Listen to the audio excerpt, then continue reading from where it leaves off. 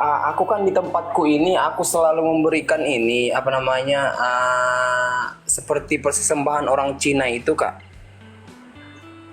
Maksudnya persembahan orang Cina itu apa? Nah, seperti dikasih bunga, menyan, atau apa, tapi aku hanya disuruh gitu loh Kak. Melakukannya untuk tujuan apa dan buat apa? Untuk orang yang tinggal di sini yang kita tidak lihat seperti itulah. Katanya yang menyuruh aku itu mintalah pada dia katanya, tapi aku dalam hatiku enggak lah, enggak aku minta, enggak Ya, jangan apa lakukan, jangan lakukan. Aku akan memberkati orang-orang yang memberkati engkau, dan mengutuk orang-orang yang mengutuk engkau. Dan olehmu semua kaum di muka bumi akan mendapat berkat. Kelamaan mungkin ya. Deh ya. Ya, silakan Do. Halo Kak Elia. Ya, halo, silakan. Ada yang mau kamu tanya? Aku mau tanya, kan ada tuh di YouTube apa namanya itu ya, ajaran kultus gitu. Di YouTube, nama YouTube channelnya tentang pembahasan Katolik. Kebetulan juga aku Katolik kan. Ajaran Katolik itu apa benar itu ajaran seperti Mormon katanya di situ? Apa benar itu Kak Elia? Itu saja sih. Hal yang mana dulu? Saya bukan orang Katolik dan saya nggak punya kuasa menjelaskan iman ke Katolikan. Tentang pengajaran Paus Fransiskus katanya. Terus mereka layak jadinya Paus Fransiskus itu jadinya disembah mereka katanya, bukan ajaran Kristus. Em, saya tidak bisa menilai pada kasus apa mereka mengatakan Paus Fransiskus itu disembah oleh mereka. Jadi harus jelas, brother, ya, yang dituntut itu apa, gitu. Sehingga mereka menimbulkan argumentasi bahwa Paus itu disembah orang Katolik. Nah, misalnya begitu. Nah, apa yang membuat itu? Apa yang melatar belakangi kesimpulan itu? Kita perlu tahu itu. Agar apa? Agar tidak salah paham, gitu. Nanti kalau misalnya ada sampai kepada ranah teologis, ya saya tidak punya kuasa jelasin itu.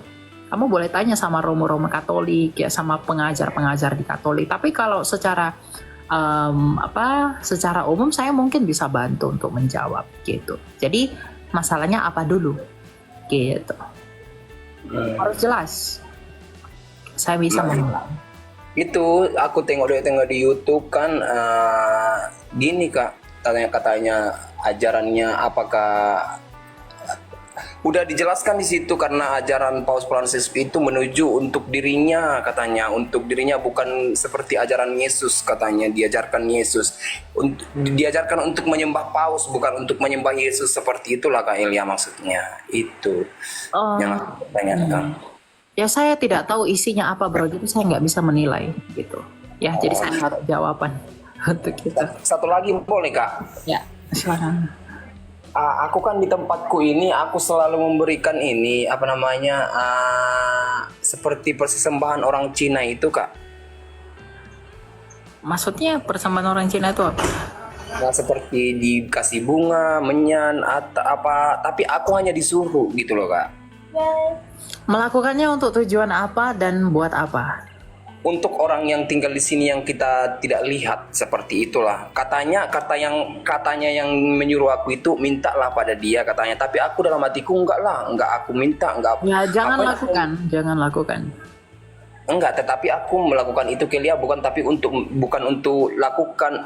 meminta gitu loh, tapi untuk menghargai mereka yang ada di sana, itu saja sih kalau aku. Siapa yang kamu hargai? Mereka gitu yang Mereka tidak itu kelihatan. siapa? Yang tidak kelihatan itulah. Yang tidak kelihatan itu tidak ada lagi di bumi ini. Yang ada di bumi ini adalah setan-setan semua. Ketika orang mati, rohnya tidak tinggal di bumi ini.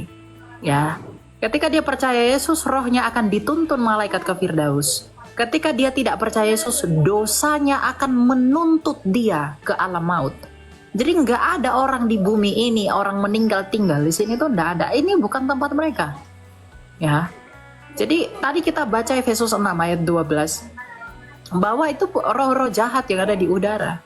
Jadi kalau kamu melakukan itu sama dengan kamu beriman bahwa orang mati eksistensinya masih ada di bumi ini. Ya itu nggak pernah ada bro. Jadi jangan lakukan itu lagi. Ya, karena kalau kamu bilang menghargai, ya kamu menghargai setan, kamu tidak menghargai orang. Firman Allah dan juga orang yang benar-benar meninggal. Oh, gitu. Ya, jadi jangan lakukan lagi. Terus begini Kak, satu lagi ini terakhir untuk terakhir. Aku kan selalu berdoa, bentar lagi udah melakukan dosa, bentar lagi udah melakukan dosa, gitu-gitu aja.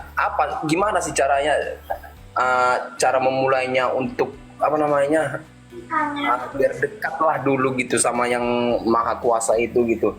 Dikit-dikit udah merenung, ya Tuhan banyak kali kesalahanku, banyak kali apa aku gitu. Tapi dikit-dikit udah melakukan hal-hal yang tidak Tuhan sukai gitu loh Kak.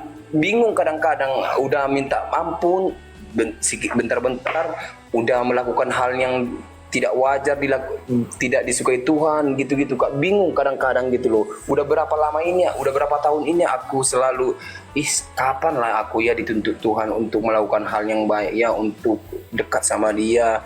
Padahal nanti kalau datang dia nggak ada bekal yang aku dapat gitu, yang aku kasih sama dia itu. Kadang bingung Kak Elia, gimana sih caranya Kak? So, tolong lu dijelaskan Kak. Ya berarti kamu belum minta ampun sungguh-sungguh dan kamu tidak menyesalinya dengan sungguh-sungguh. Iya itu makanya kadang-kadang akan hatiku, ya ampun banyak kali gitu, banyak kali. Terus caranya ini yang aku bingung gitu, dikit-dikit. Tidak ada cara, tidak ada tips, tidak ada metode. Semua itu kembali kepada hati kita. Amsal 4 ayat 23, jagalah hatimu dengan segala kesabaran. Jadi hatimu yang kamu jaga. Kamu tidak perlu lakukan harus begini, enggak. Hati yang dijaga. Hati itu sungguh-sungguh nggak mau bertobat. Sometimes saya juga begitu. Kita mau sungguh-sungguh, tapi kadangkala di lain sisi kedagingan kita kuat, kita jatuh lagi. Ya. Iya. Tapi ya Tuhan melihat hati kita sungguh-sungguh atau mau mempermainkan Dia. Itu akan kelihatan progresnya bagaimana, pertobatan itu seperti apa. Jadi Iya. Jaga hati, ya. Tidak ada metode-metode. Saya tidak bisa jabarkan metode harusnya begini, enggak. Jaga hati. Ya, hati itu sungguh-sungguh menyesalikah, sungguh-sungguh meminta ampunkah, sungguh-sungguh menyadarikah. Nah, kalau kita sungguh-sungguh mengakui, menyadari, maka buah dari pengakuan itu akan lahir, yaitu apa? Pertobatan yang sejati. Gitu. Ya. Dan itulah kan Kak, aku kayak gitu-gitu kan akhirnya aku bermimpi juga ujung-ujungnya sama kakak gitu. Sama Bermimpi kayak maksudnya? dalam mimpiku itu apa namanya, bumi ini udah hancur tapi kakak akhirnya tersenyum gitu loh. Siapa yang tersenyum? Saya. Iya, di dalam mimpiku itu bumi ini udah apa namanya, udah kayak seperti kiamat lah gitu.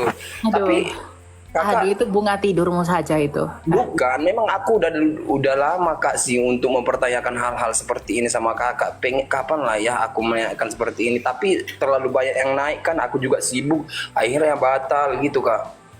Ya itu bunga tidurmu. Nggak ada. Saya tidak pernah ada di dalam Alkitab. Saya nggak pernah dinubuatkan jadi apa itu, nggak pernah. Ya. Bukan, Jadi dalam arti mimpiku itu maksudnya kok ada tiba-tiba Kak saya ini. nggak bisa tafsirin itu, bro. Ya itu kamu kalau memang kamu merasa itu mengganggu pikiranmu, kamu doa sama Tuhan. Artinya apa gitu? Saya bukan seperti Yusuf yang bisa tafsirin mimpi. Saya nggak ada karunia untuk itu. Iya Ya, sih jadi Kak kamu- ya. Iya. Ya. Ya, itu aja sih yang aku tanyakan Kak. Berarti itu yang kakak bilang itu tadi untuk sesembahan itu salah berarti ya Kak ya. Ya, ya betul. Oh ya udahlah, makasih banyak Kelia ya. Oke. Itu aja sih yang aku selalu gara-gara kakak aku selalu apa namanya berpikir tentang dosaku ini, banyaknya minta ampun. Ya semua kita orang berdosa kok. Tapi kiranya Tuhan berbelas kasihan kepada kamu senantiasa. Ya. Iya, tapi gara-gara penginjilan Kak Elia aku selalu pengen dekat lah gitu. Seperti itulah, mengambang-ambang. Oke ya. Semangat selalu ya. Ya, makasih banyak ya Kak Elia. Tuhan berkati. Tuhan.